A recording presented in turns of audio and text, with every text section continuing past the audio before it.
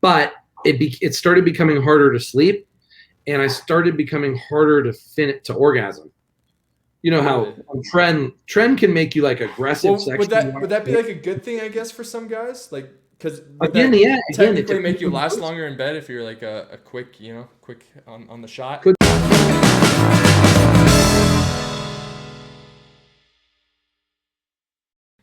Good, Kenny. Is it okay if I face this? Face this. It's not the good side of my face, but if I face this way, it looks like we're looking at each other. I If it, like that. Hey, that's actually not bad. Yeah, I'm surprised. You're the first one to actually suggest that so far. But I Mhm. like the green screen background almost, and then it looks like almost a medicine cabinet type thing behind you. Yeah, a little Yeah, this screen is. makeup. I'm filming another documentary. It's a short one, but it's starts filming in about a week. So I had to move my laboratory setup to a location that will have a nice, it can make it look really nice. So back there's the beginning of the laboratory setup. That's all the laboratory chemicals and supplies, and then this side will be all the equipment.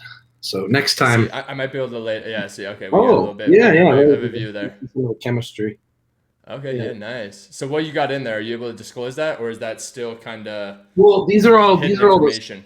solvents and reagents, all the chemicals used in the process of doing bodybuilding or health chemistry. So you don't have any. Well, actually, you do have some raw powders down there.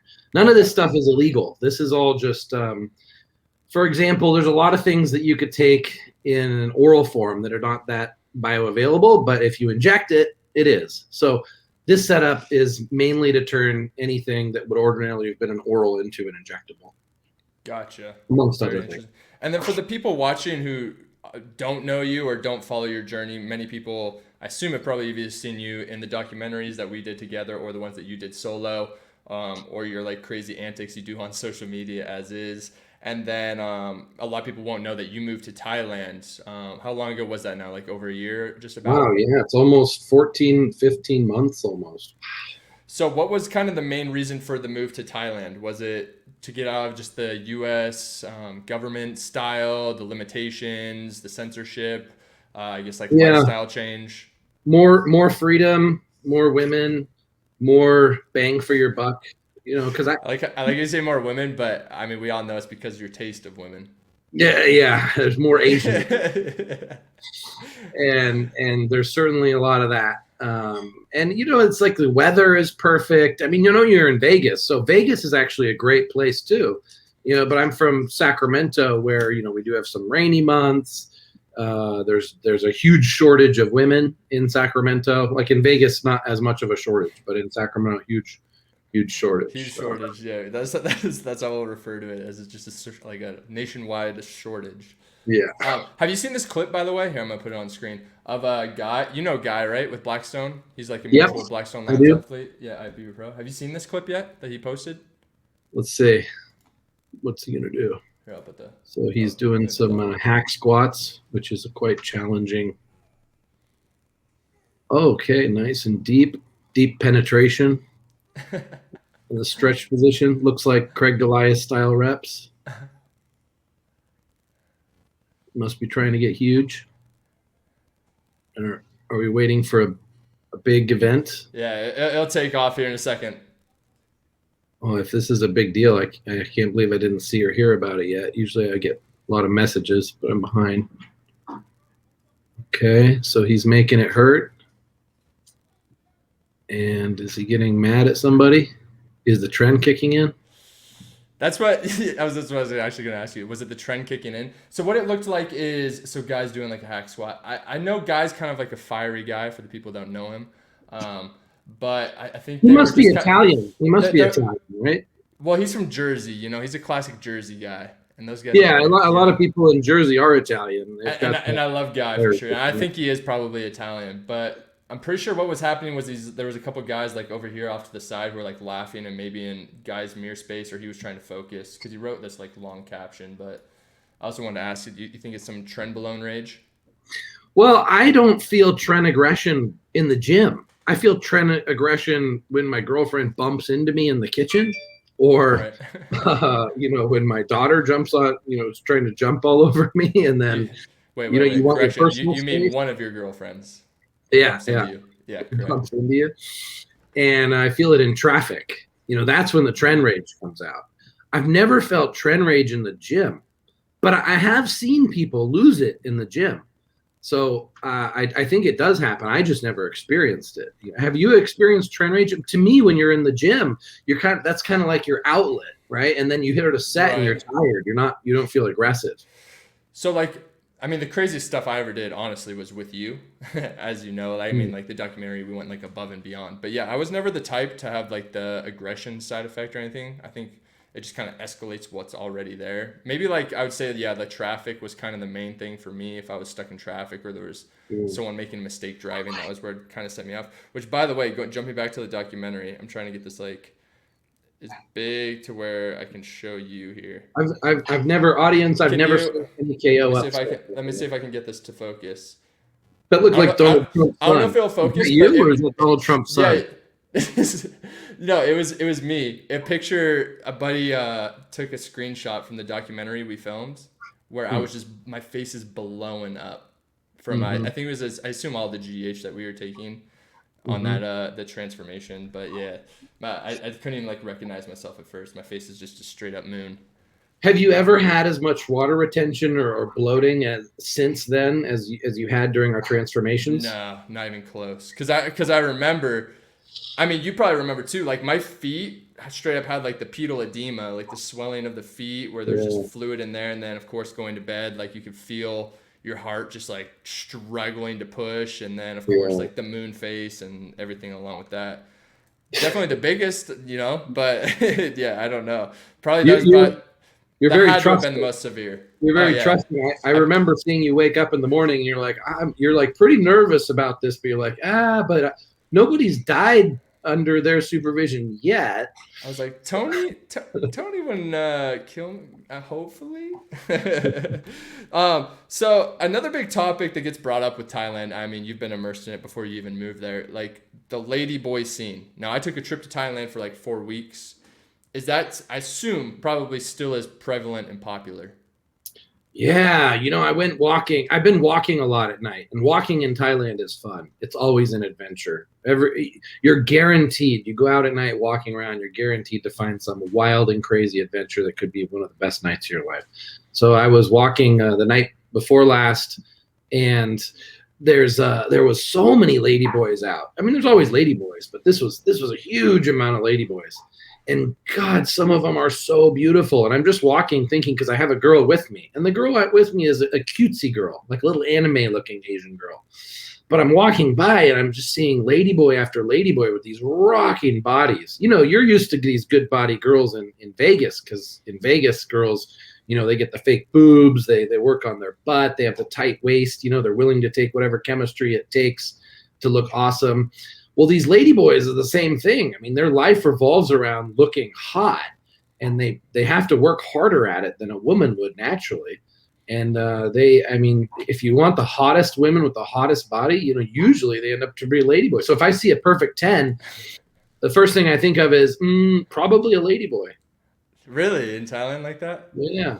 But you know what I don't like? I don't like women getting so much surgery.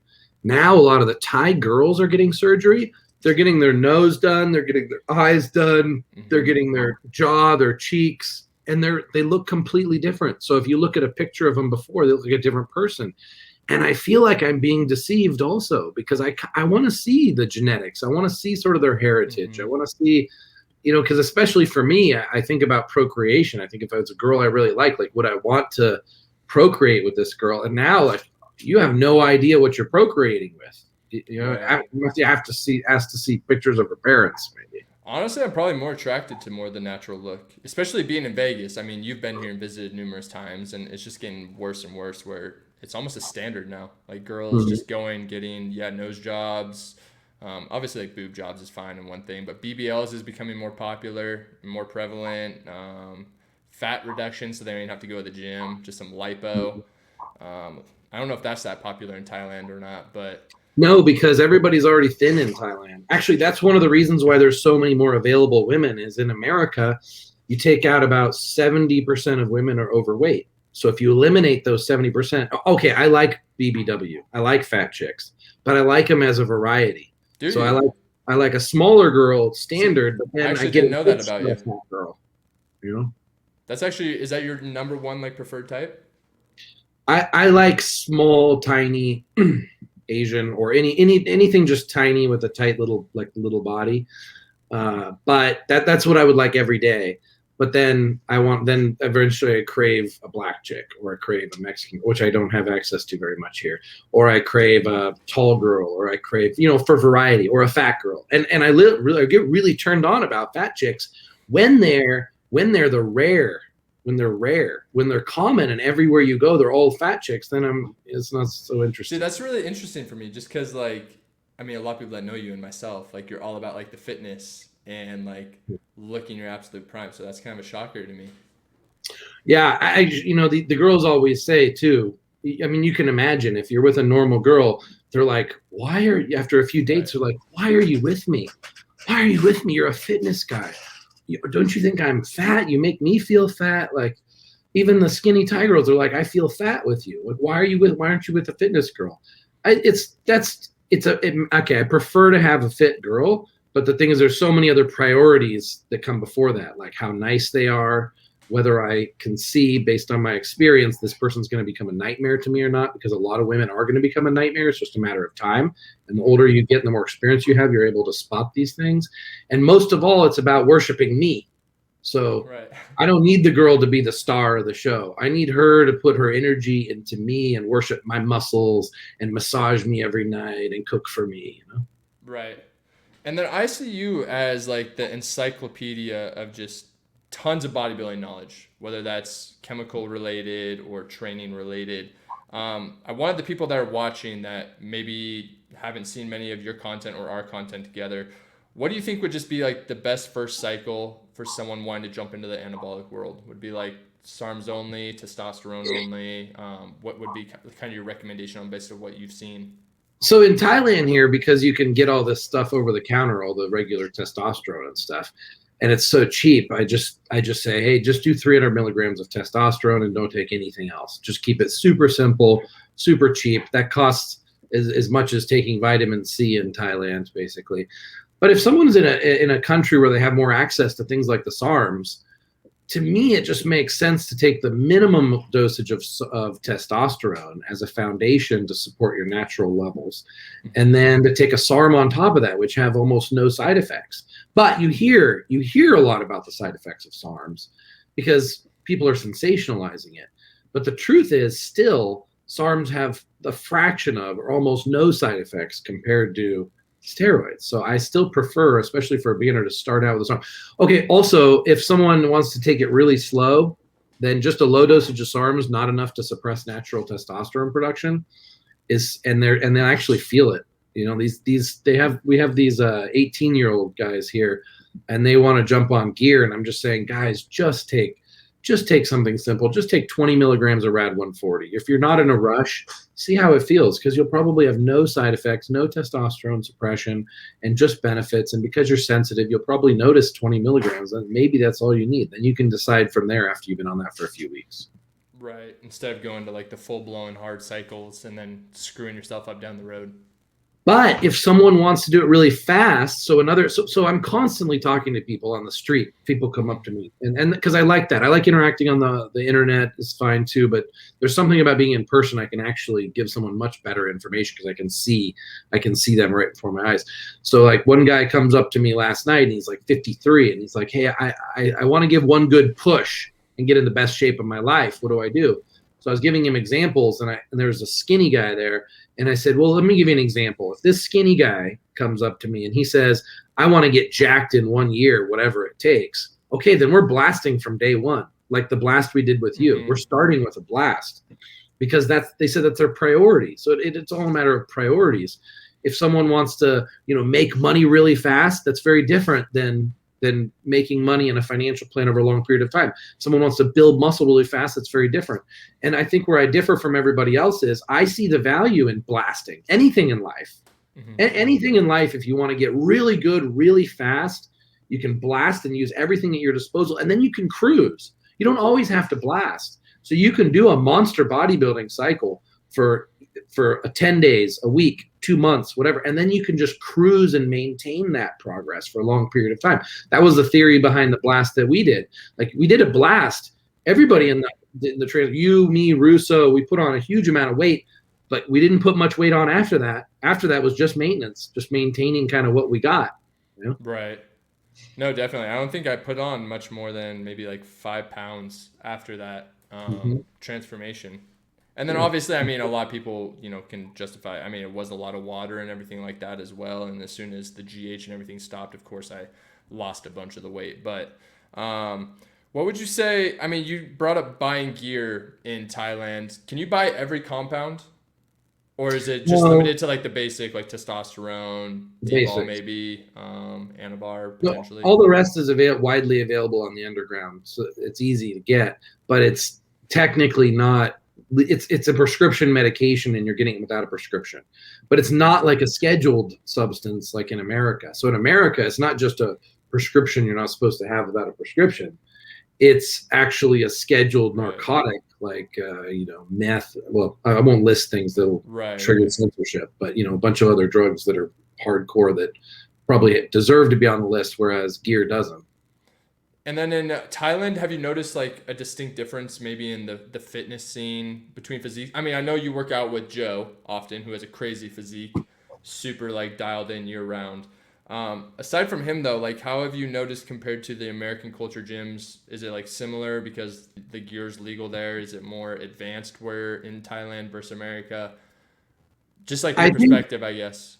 I think the big difference is here it's rare to find someone like here's some of our crew that works out at the gym. Right. So in Thailand, because there's no taboo against gear, and because it's so widely available, most everybody's on gear.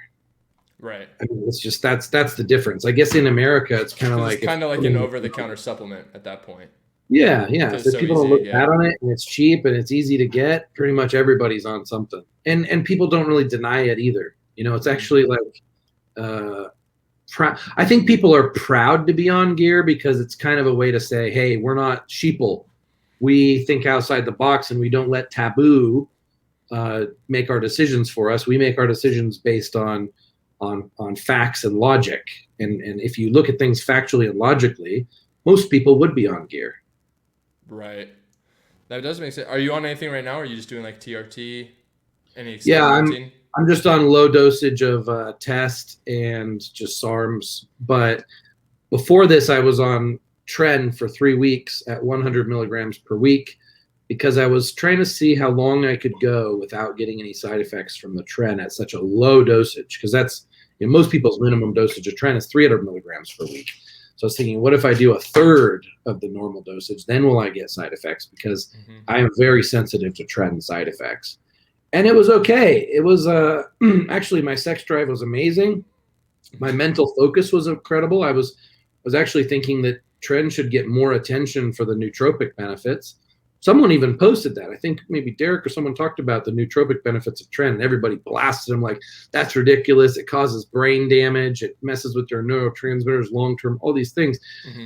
I'm like, you know what? The people who have taken a low dosage of Tren and whose personality works well with it, they know. They know like how helpful it can be. It can help you focus. Like if you figure out what's important. I remember with it that was like unbearable for me, and it could have been like an exceedingly high dosage of it, was the insomnia night sweats. But so it's also like contest prep time frame, so I don't know whether that was prep related or a combination with Tren. I mean, you'd probably know better than me. That's definitely a side effect, and I felt like mentally I felt awesome on 100 milligrams of Tren. Whereas if I'd done 300, I'd be agitated, I'd have a short fuse, grumpy, isolated. But 100 milligrams actually acted like a nootropic for me. But it started becoming harder to sleep, and I started becoming harder to orgasm. You know how Tren can make you like aggressive. Well, would that be like a good thing, I guess, for some guys? Like, because technically make you last longer in bed if you're like a quick on the shot. Could be a really good thing. Yeah, that's right. So it depends on the person. For me, I want to finish as fast as possible, especially in Thailand. It's a big cultural difference. In Thailand, Thai girls prefer to have sex very short. They do not. They usually don't like long sex. For them, it's like checking a box. You know, they want to have sex every day, check the box, and they're satisfied. But they don't like to get wrecked like American girls do. Do you get like the post nut clarity? Do you know what I'm talking about? Oh yeah. Oh, huge. I mean, I assume I'd speak for many men, at least myself, bro. As soon as I like finish, I'm just not invested. Like I don't want to be like in the situation I'm in at all. And it's always so awkward because I'm just like you're just thinking about all your life choices, what you've done wrong over the whole course of the day, why you're not alone right now working, or why you're not doing this and that. Instead, you're doing what you're doing. Yeah, exactly. I felt that the other day too. I was like, oh man, I'm a really nice guy, so I'm really nice to the girl. She doesn't know that the head change happens afterwards, But inside, I'm just like, oh God, what time is it? Oh man, I'm like, oh no, I gotta get to sleep. Is this girl gonna interfere with my sleep? Oh geez, what do I have to say or do to pretend like I'm? So how do you kick him out, or do you kick him out? Or you let them stay the night? Like what's the Tony, I guess, for the young guys that are watching that maybe want a routine of when they get the post-nut clarity, how to get a girl out of the house, or what your kind of go-to is? Well, Thailand is another dimension. So True. here, you put your clothes on, really. I mean, if you lay down and snuggle, they'll snuggle or whatever. But if you just start putting your clothes on, they get the hint. Like, okay, then they put their clothes on. And then in Thailand, the way you get them to leave is you hand them the money. Right? Because whether she's a working girl or not, freelance girl or not, if it's time for her to go, then you hand her the money, she leaves and she's happy. This is what's amazing. Like, this is a great way to do it. And then she's so thankful and she's happy. If you don't hand her the money, she stays and stays and stays. So you have a choice. Do you want her to stay and hang out? Which sometimes you do, and which is great. So is this a hired girl for the night scenario, or is this a girl you actually have it? Like, is it customary to just pay the girl, or is this? Are you talking?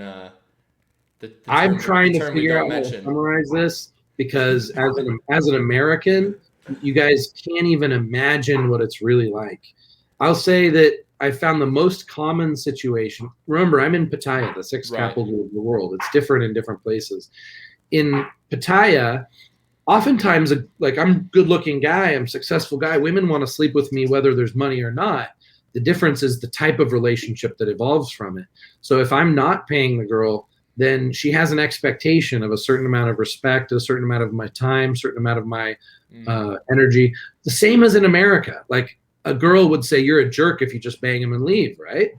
But in Thailand, you have the option. If you give money, you don't have to be the jerk, and you get to be a higher priority. So I experimented with this. I slept with a bunch of girls where I didn't pay them anything, and I noticed I became a much lower priority for them, and they would kind of just try to hang around and take my energy. Again, oftentimes I love having a girl around. I love their energy, but then other times I don't. It just happens to be that the girls that are like extraordinary at sex too, usually that's all they're good at, and you want them gone after that. But if it's a girl that's more romantic and her lifestyle works with you, okay, of course I want her around. But let's say it's a girl that's amazing at sex, and it's time for her to leave, and I could not pay her, but then she's not going to give me the same priority. Next time I try to call her, I'm going to be like an or best offer, an OBO. You ever use that term, OBO? No. Oh, I've heard it. Of course, I know what it is, but I don't really use it that much. But okay, you don't use it. Okay, it's such a good one because it's such a great way to describe American or any culture, but especially women, right? They'll say yes to something, but if something comes up better, they'll do that instead, right? So you're the OBO.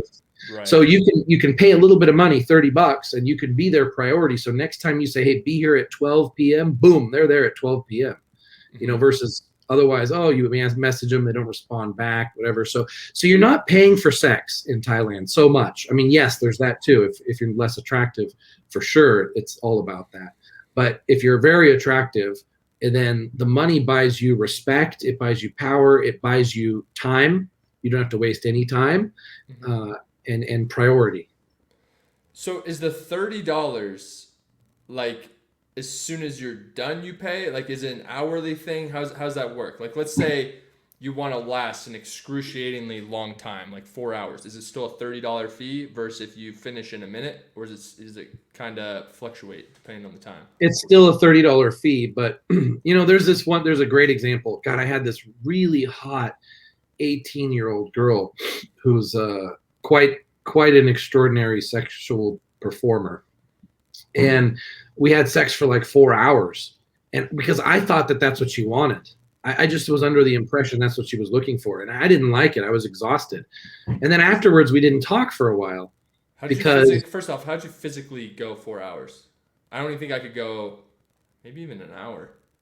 Because there's a lot of breaks along the way, like lots of changing positions, and she wants to do it on the couch, and she wants to go over to the bed, and we got to take a break to have a snack and get some water. It's just like the main focus is sex, but there's a lot of like breaks in between. Plus, if you finish, then the next time you try to go twice or 3 times, then it takes a long time to finish.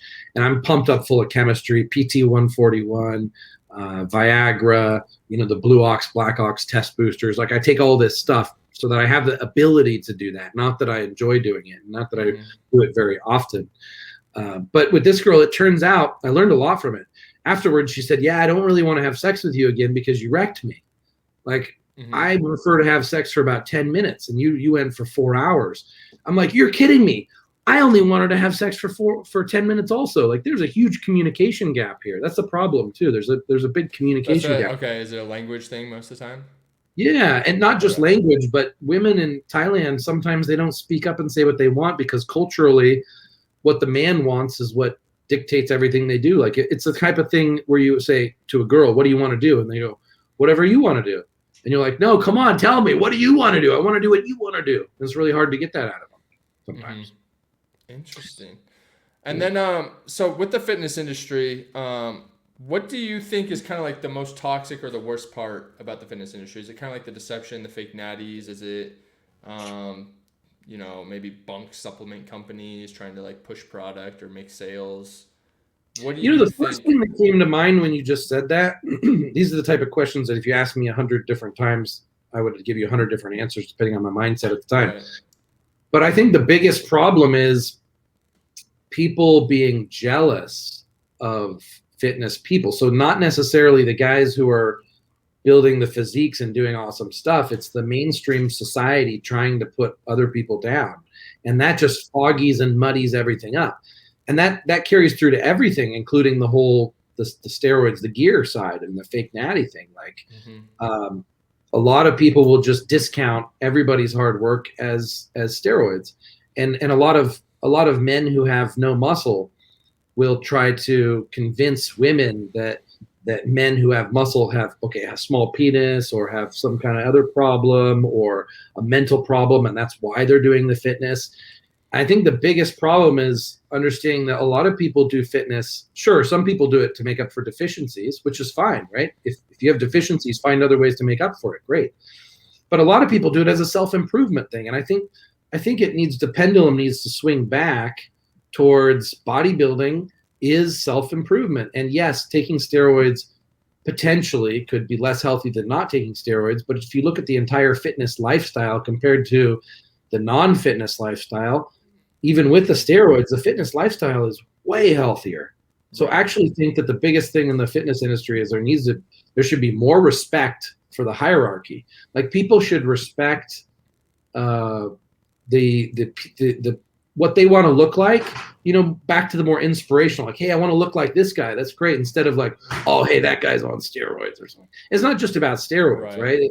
I remember one time I went to a house party. Because even with you, I mean, I was like, I'm sure you've met plenty, and even yourself, like I know you were genetically gifted before ever touching gear. Like you still looked really good in your like men's physique competition photos.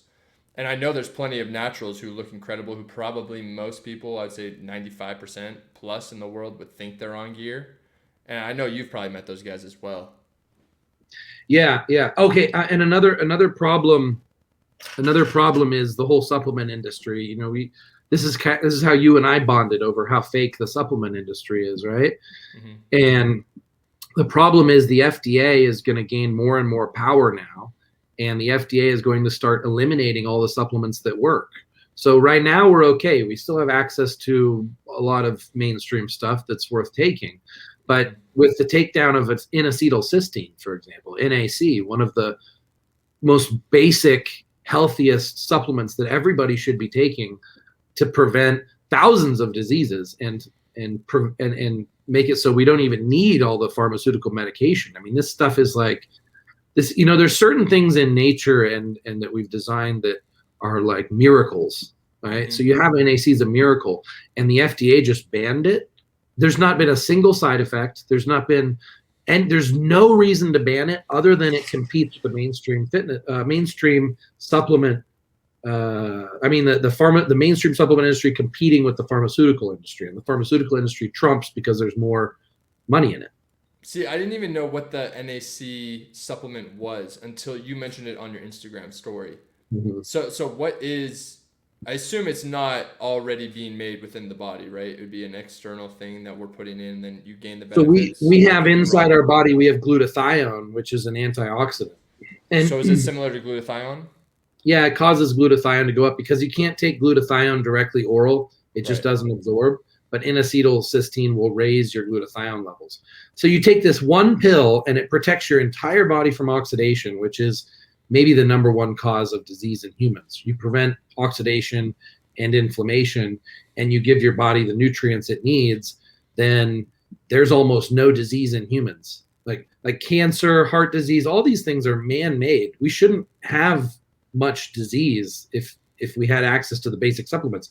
But they take away our access to even the most basic supplements so that we can't protect ourselves from the most basic things. And then what's going to happen is a lot of people were taking N-acetylcysteine, not even realizing they were preventing cancer, preventing heart disease, preventing, vision loss, improving the quality of just every part of the human body was being improved by this supplement and a number of other supplements like vitamin C. So when you ban that, watch what happens. Now now disease across the board is just going to start increasing.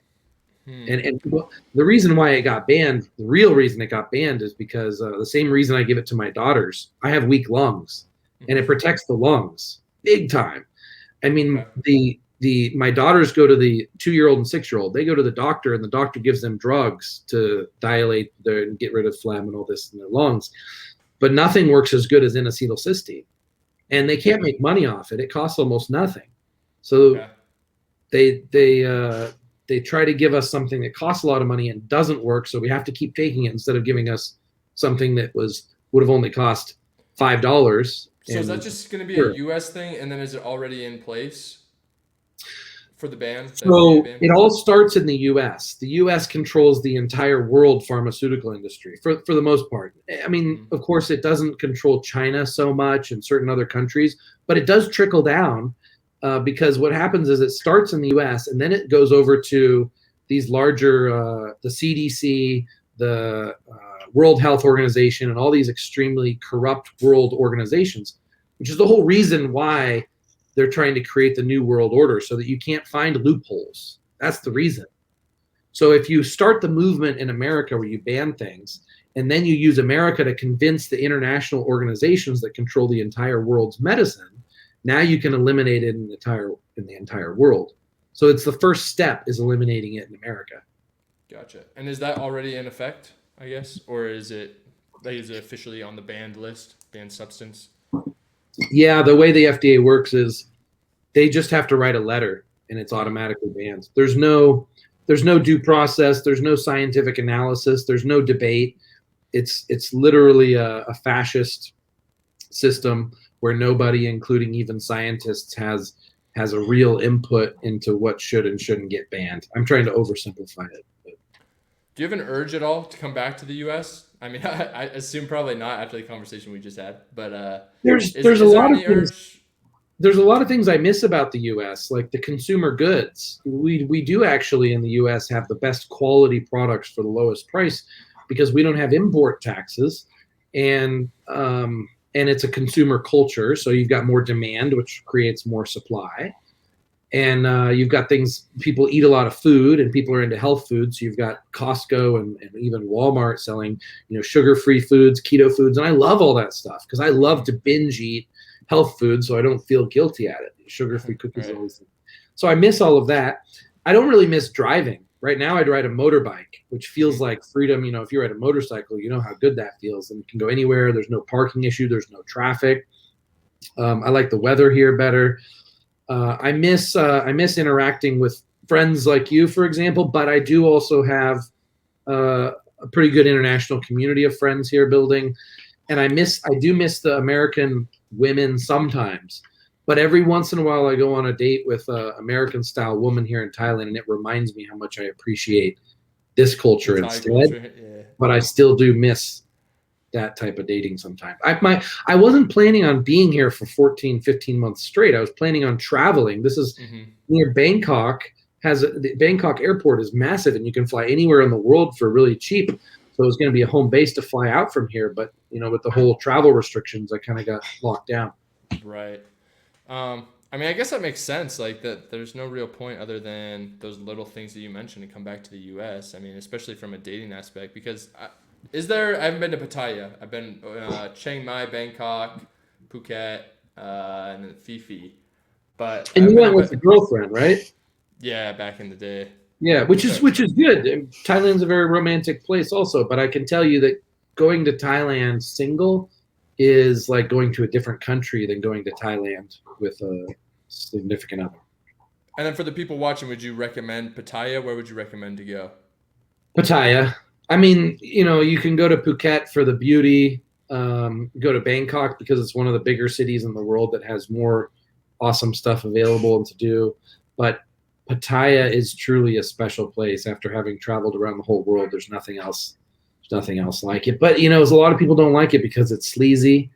It's more like the sleazy, dirty, you know, red light district type stuff. I can But assume you've been to like the ping pong shows, right? yeah. Yeah, I remember my first experience in that in Phuket. So, what was your favorite trick? They actually did a really pretty. So they handed me a balloon, and I was like holding this balloon across the stage, and I had no idea what the fuck was gonna happen. And then this, I don't know, do you call them strippers? I don't know what the correct terminology is there. But she puts like a blow dart, and in between her legs, and then shoots a blow dart out, and like pops the balloon that I was holding. But look, like the balloon was probably like right here. Like she could have easily, just dome pieced me. Yeah, good But accuracy, amazing. that was a good one. There was an interesting one. They were also like shooting, or I don't know if you could call it shooting out, but turtles were coming out of inside the females. There was another one with like razor blades on strings. Oh, Have you not seen these ones? I don't remember the razor blades on string. That's maybe I'd look away. That scares me. Of course, it was pretty horrifying, no lie. But that was actually probably the best part of the entire thing, though, is because majority of the place was packed with tourists. So just looking around the stage at everyone's faces, like as this is happening, was like the most priceless thing. I wish I could have filmed that. I love when these really conservative girls go in groups to these type of things. Because tourists like Mhm. Korean girls or something. Tourists go That's to how my watch. girlfriend was at the time. I mean, you met her. She was more like nurse. I don't know how to like really stereotype it. Not like uptight, but that was not her scene. Whereas and you are more open minded. Can go experience everything and like have a good time and whatnot. So that was definitely like a shock factor. Yeah. Wow. It's interesting to think that you were in a relationship for so long. Actually, she was very smart, very, very smart girl. I was really impressed with her. Do Hmm. you miss that? I mean, I doubt the girls you're hanging out with in Vegas are at that intellectual level. Do you miss the intellectual stimulation? Were you trying to say girls in Vegas don't have it going on? No, that they physically, right, very beautiful, No, but yeah, no, usually for they're there sure. because of I think physical. I mean I've had this talk with a couple people. I feel like I'm just kind of more in a stage like with I mean, you know how it is with business and then trying to like pursue your own personal growth. It's really hard. And I'm just so picky with like settling down with the right person and then um so I think it's just a bad combination. Like the personal growth working on that with being picky and whatnot. It's just kind of resulted. I feel like I'm just better off single, at least for now. Who knows? Like, So is it better to have a girl that doesn't take so much mental energy so that mental energy is can be directed more towards business and personal development? I just feel like inherently when I'm with a girl, I'm less productive. Like I can't Mm. really like focus, get work done, things I want to accomplish, and then let's say I end up talking or hanging out with a clingy type of girl, I'm gonna let them convince me into like spending more time with them, which then of course pulls away from work and everything I have going on. So I feel Yeah, like this is I something. function better single. Not to say like I feel like it's just human nature to crave like companionship to some sort of level, but yeah, I don't know. We'll see like what I happens. think as a young man, we're so excited to get a girlfriend. Then when we get one, we overlook a lot of things, like how much energy and time it's taking away from our own productivity. So I think it's a good lesson to young men that you will have plenty of women someday. Don't have to worry about having plenty of women someday. Focus on yourself, build your own success, and then the women will chase you. True. Or you could have plenty of women and not have a relationship. Yeah, just take the good parts and don't give more than you need to get what you need to. If possible. Although, I mean, I know with American culture and everything, it's pretty normal for girls to want a relationship these days, and guys too. Here's a really interesting big difference between American women and Thai women. Thai women don't care so much that you're wealthy or famous. They care about what they actually get out of the situation. Hmm. So in America, you could actually fake being wealthy, for example, and attract women, but the women won't actually ask for money because they don't want to appear as being gold diggers. Hmm. Whereas in Thailand, there's no such thing as negativity around being a gold digger at all. Hmm. Women have no problem asking for money, and they don't really care how much money the guy has, because how is that relevant to them? What matters to them is what do they get out of it. It's so much Right. more direct. I really like it. It's so direct, in fact, that I've had a hard time here, because you kind of have to, because in America you have to kind of beat around the bush. You can't say exactly what you want. Like, you can't go up to a girl in a supermarket and be like, gosh, I would really like to have sex with you. Can I have sex with you for $30? Like, you Hmm. couldn't do that. But you can actually do that in a lot of places here. And Hmm. actually they would appreciate the honesty, because they feel like if you're like, oh, if you're like, hey, I want to take you on a date and I want to do all this and do that, they feel like you're dishonest. They feel like you're hiding the fact of what you really want, which is to have sex with them. It's better just to be really upfront and blunt here, which doesn't work so well in America. That could get you arrested for sexual harassment.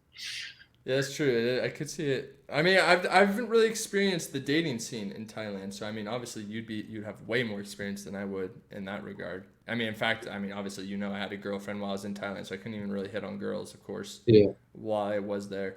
I didn't see a vast like diversity in. There was actually, I guess, once I got to Phuket, there was like a lot of Australian culture, traveling to and from, and then even living there, I guess a little bit of American, but I feel like Australian was kind of the number one, aside from like Japan, of course, and like those areas.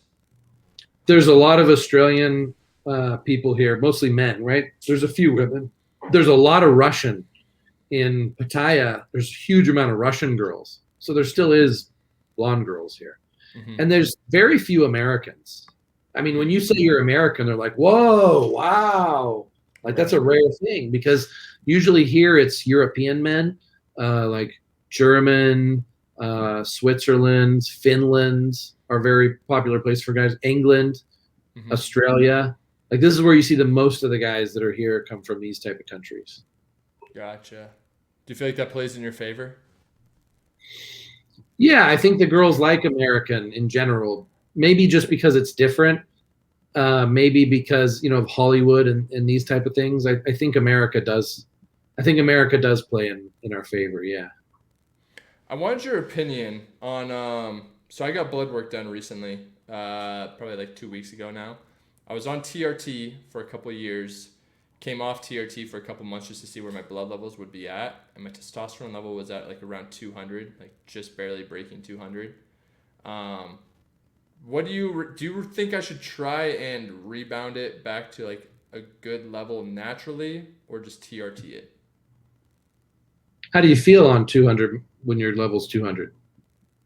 I felt pretty bad, for sure. I think it yeah, motivation So was it depends on how low. long. Depends on how long you want to feel bad for. If you're like, okay, I could withstand this for another 6 weeks. Let's try to do another hardcore PCT push, then do it. But actually, I have this friend that wanted to get his wife pregnant, so he came off for like a long time, let's say like 6 months. And he never felt, I mean, his testosterone level got back to normal, but still he never felt as good as when he was supplementing with testosterone. Right. So it's like, to me personally, I think I'd prefer usually just to stay on. I like to come off every once in a while just to know that I'm not 100% dependent on it. Mm-hmm. But you're just with natural levels of testosterone, I just don't think you're ever going to feel as good as if you have just a little bump above natural. So even if we're natty, I think taking a lot of supplements, being strategic to get our natural level up as high as possible is worth it, because it's not just about muscle, right? So you're talking about business and productivity. I mean, testosterone is a huge factor in that. When you wake up in the morning and you're like, let's do this, right? I'm ready for the pain. Bring it on. I'm ready for challenges. I'm ready to problem solve. Right. Versus you wake up in the morning and you're like, oh my God, I'm tired. Oh, I have to do this, I have to do that. That's the difference between low testosterone and high testosterone. Men don't realize this. And for a lot of men, if they added a little bit of testosterone, they got a little bit higher, it could change everything in their life. Everything. Their sex life, their business life, their family life, their physique, their health. I think a lot of guys don't realize how big of a role it actually plays, like in every aspect. That's like one of the number one things I think would be overlooked, is they kind of just relate it to the gym or muscle mass related. But yeah, libido, motivation, sleep, literally everything. Yep. Yeah, crazy. Is there anything else you kind of wanted to end with? Tell the people. What I do want to do is definitely come out to Thailand. I want to film some like vlog content, some crazy content with you here at some point. Once, I'm not sure if travel restrictions have been lifted yet, or if they're possible. You still have the quarantine here, so right. They say they're going to open up like normal in October, but we'll see. The government here is a dictatorship. They make decisions on a 1-day basis. Like all of a sudden they say restaurants are closed, restaurants are open. You get 1-day notice. So same thing with the borders. We're not going to have a lot of notice, but they're tentatively saying October. But October is Olympia. I'll probably be at Olympia. Probably. Are you going to go? I think it's going to be in Orlando this year, Orlando, Florida. Yeah, which would be a fun time. I would probably go Orlando, and I'd probably come back to Vegas afterwards, and then, make a little tour out of it, and then get back to Thailand. Yeah, you should. I definitely want to make a trip though out to Thailand for sure. We have some content to film out there. Oh, I've figured this place out, man. It's so good that like you come to Thailand, you vacation, and you struggle through it a little bit. It's made to be easy for you, but still you struggle through it a little bit. And then now that I live here and I just have all the resources to get anything I want, I know where to go. I can't get ripped off. I know where the girls, I figured it all out. And it's so good when you figure out any city, like you figure out Vegas, you know where to go, you know where the girls, right. You know what gym to go to. Like I've got all that here now, and now it just gets better and better. That's awesome. Yeah, no, you guys that are watching can definitely expect a collab here soon on the main channel with me and Tony. Some crazy shenanigans, some more. We didn't even cover like the Coach Trevor monkey stories and everything that were in the documentary. We need to make a short film out of that somehow. Oh yeah. No, we'll have to like do a skit or something, or reenact it. Maybe have that go, or maybe have Trevor do it again. I mean, who knows? By the way, are you still kind of talking to Trevor? You guys close? Yeah. Okay. But it's still the same thing. You experienced it in person because you lived with Trevor for a week, right? Right. He likes to hide in his little underground and do his little experiments, and it's hard to get him out. Even if you live in the same house with him, it's hard to get him out of the room or out of the lab, really. Right. So it's always been like that since the beginning. That's why he's so good at this stuff, because he completely cuts himself off from the rest of the world, and he just studies chemistry and experiments with chemistry all day, every day, and sleeps. He's a mastermind. You both are, to be honest. You guys are both amazing dudes. But anyways, I'll have links to all of Tony's social media down below in the description. Tony, thank you for coming on, my man, and I'll be seeing you very, very soon.